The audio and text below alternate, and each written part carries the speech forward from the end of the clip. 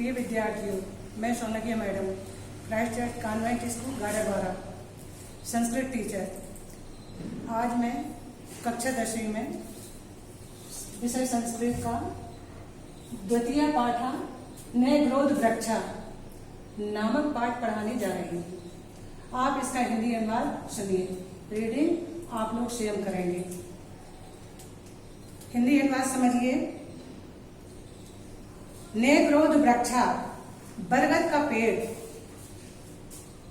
किसी गांव में एक बहुत बड़ा प्राचीन बरगद का वृक्ष था। वह पशु पक्षी, अनेक प्रकार के जीव जंतु और मनुष्यों का भी निरंतर उपकारक था। राहगीर उस पेड़ की छाया में रास्ते का भोजन करके राह चलने की थकान भी दूर करते थे। पशु छाया प्राप्त करने इसी पेड़ के नीचे आश्रय लेते थे। पक्षीगण इसी की शाखाओं में घोंसले बनाकर रहते थे और सर्प वहीं बामियों में रहा करते थे। इस प्रकार वह पेड़ सबका प्रिय, हितकारी और सभी को का अपेक्षित था। दूसरा पैरा, कौवे की बात सुनकर उस बरगद के पेड़ की शाखा में एक कौवा बहुत समय से रह रहा था। एक दिन वह कौवा कुछ स्मरण करते हुए यहाँ वहां देखकर इस प्रकार जोर जोर से बोलने लगा, हे बंधुओं, मेरी बात सुनो। मैं इस पेड़ पर बहुत समय से रह रहा हूँ, इसलिए इस पेड़ पर मेरा अधिकार है। यह मेरा पेड़ है। कौवे की ध्वनि क्रमशः अंतरिक्ष तक पहुंच गई। कौवे की बात सुनकर पेड़ के समीप चलने वाले, आसपास उड़ने वाले, पेड़ के कोठरों में रहने वाले सभी प्राणी, पशु पक्षी और सर्प वहां आए। उनके बीच में सर्वप्रथम सर्प अपने फन से क्रोध प्रकट करते हुए कहा, पिता और पितामह के समय से हम यहाँ रहते हैं, इसलिए यह पेड़ मेरा है। उसके बाद एक शाखा से दूसरी शाखा पर घूमने वाले एक कीड़े ने कहा, मैं अपने बच्चों के साथ अनेक वर्षों से यहाँ रह रहा हूँ, इसलिए यह पेड़ मेरा है। इस सब के बाद तोते ने कहा, इस पेड़ के फल खाते हुए हम जन्म से यहीं रह रहे हैं, इसलिए मैं इस पेड़ को नहीं छोड़ना चाहता हूँ। यह बरगद का पेड़ मेरा ही है। इस प्रकार जोर से बोला।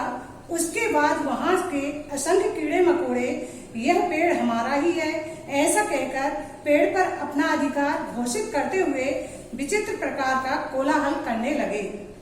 इसी बीच एक बकरी का बच्चा वहां आया। वह भी उस वृक्ष के पत्ते खाकर प्रसन्न हो रहा था।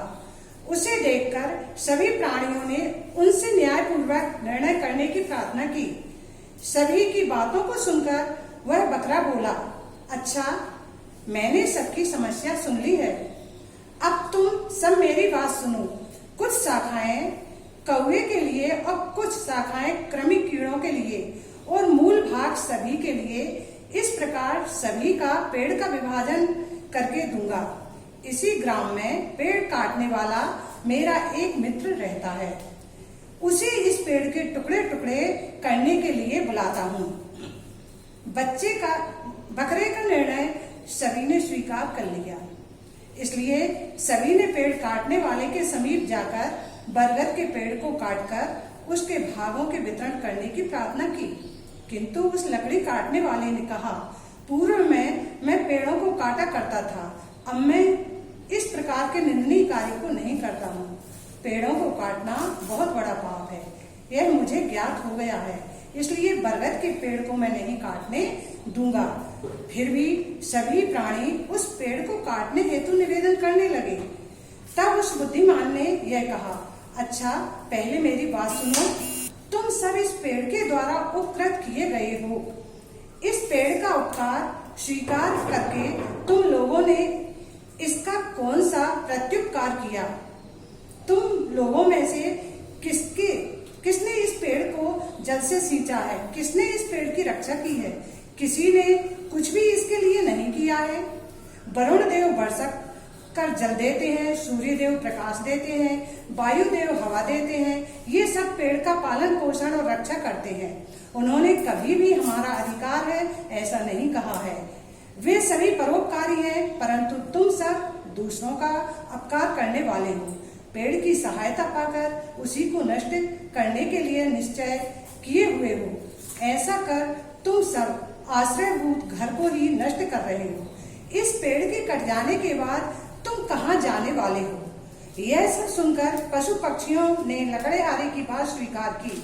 कहा, सचमुच हम अपने कर्तव्य को भूलकर अधिकार के लिए कोलाहल कर रहे हैं। पेड़ प्रकृति के द्वारा दिया हुआ वरदान है, यह किसी एक की संपत्ति नहीं हो सकता। हम सभी को मिलकर पेड़ की रक्षा, उनकी बुद्धि और उनको उगाने का काम करना चाहिए, उनकी वृद्धि और उनको उगाने का काम करना चाहिए, ना कि उनका विनाश। उन्होंने ऐसा दृढ़ निश्चय किया। हम मनुष्यों को भी पेड़ संपदा को बढ़ाने का सचमुच निश्चय करना चाहिए। अभी मैंने आपको पाठ का अनुवाद बताया। अब मैं आपको एक पदेन उत्तरम समझा रही हूं। समझिए, एक ही शब्द में आपको उसका उत्तर देना है। प्रश्न पहला, ग्रामे कहा वृक्षा आसीत। तो कहा हमारा प्रश्न है, कहा के स्थान पर आपको उत्तर लिखना है। ग्रामे न्याग्रोध पाद कहा के स्थान पर आएगा। दूसरा, के मार्गयासम परिहरंती इसमें, के इसमें प्रश्न है, के स्थान पर आपको पथिकहा लिखना पड़ेगा।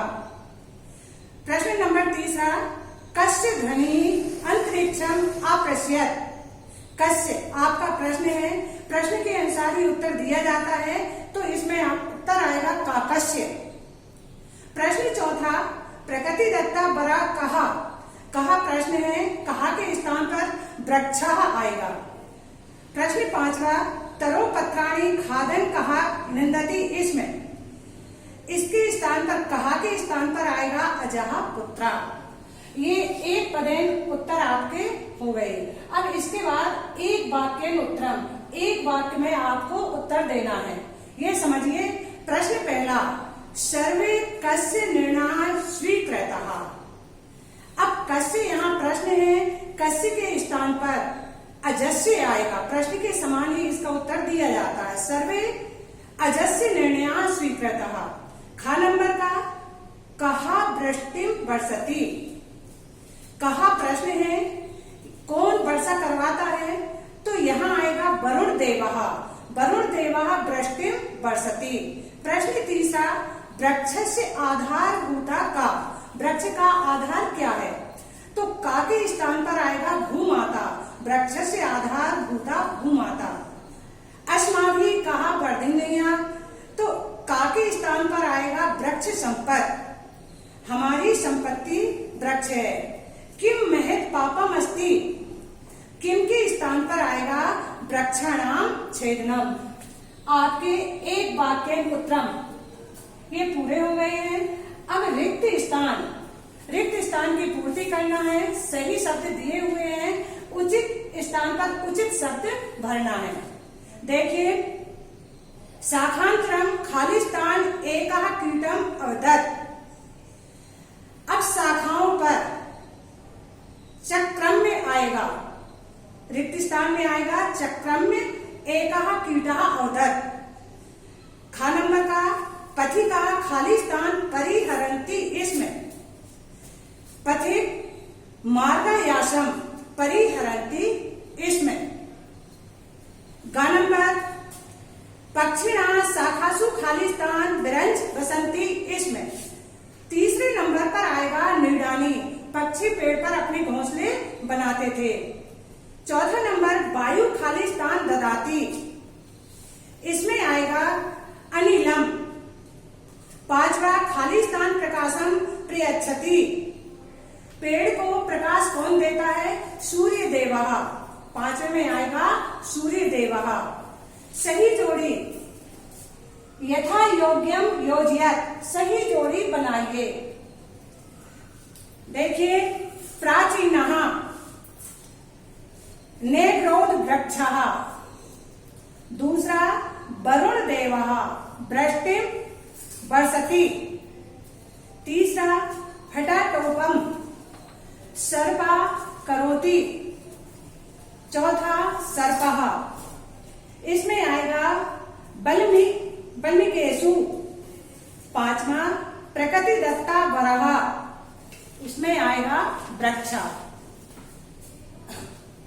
शुद्ध वाक्यानां समक्षम आम, अशुद्ध वाक्यानां समक्षम न इति लिखत। शुद्ध वाक्य के सामने आम और अशुद्ध वाक्य के सामने ना लिखना है। शुकस्य ध्वनि अंतरिक्षम अप्रस्यत, तोते की ध्वनि आसमान में सुनाई दे रही थी, नहीं दे रही थी, ये सही है।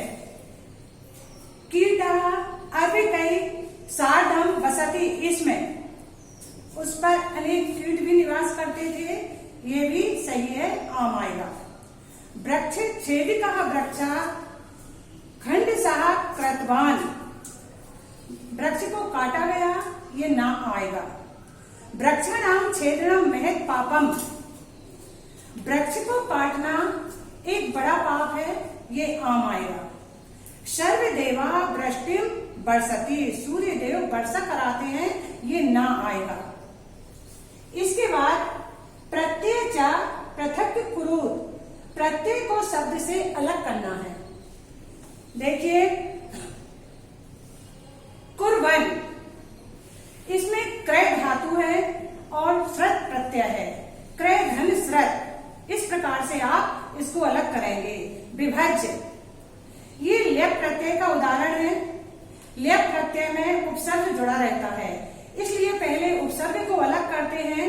बी धन भा भी धन ल्यप, वी धन भी धन ल्यप। छेद तुम, छिद धन तुमन। बी स्मृत्य, ये भी ल्यप का उदाहरण है। वी धन, इसमें धन ल्यप। इस प्रकार हमारे प्रत्यय भी पूरे हो जाते हैं। संधि विच्छेद, संधि करना है, जो शब्द दिए हैं उन्हें शब्द अलग करना है। यहाँ देखिए ममेव, मम धन एव बराबर ममेव, ये वृद्धि संधि का उदाहरण है। सर्पाश्च, सर्पः धन च, ये विसर्ग संधि का उदाहरण है, क्योंकि आधा सा का यहाँ विसर्ग बन जाता है। सो अयम, यह पूर्व रूप संधि में भी जाता है और विसर्ग संधि में भी जाता है। यदि आप पूर्व रूप बनाना चाहते हैं तो सो धन, अग्रह का आ बना के सो धन अयम, तो ये पूर्व रूप हो जाएगा। या फिर सहा धन अयम, तो ये विसर्ग संधि का उदाहरण हो जाएगा। तत्र धन आगतः, ये सब दीर्घ संधि का उदाहरण है। पर्यायवाची काकः, काका को संस्कृत में वायसः भी बोलते हैं। सर्पः, सर्पा को तक्षका भी बोला जाता है। पिता, इसका पर्यायवाची होगा जनकः। पुत्रः, इसका होगा सुतः। इस तरह से आज हमने द्वितीय पाठा नए ग्रोथ वृक्षा पूरा समझ लिया है। जब आप इसको घर में फिर से समझते हैं तो आपको आपकी संस्कृत की बुक सामने खोलकर रखना है, और जो समझ में नहीं आता वो आप हमसे फिर से पूछ सकते हैं। धन्यवाद।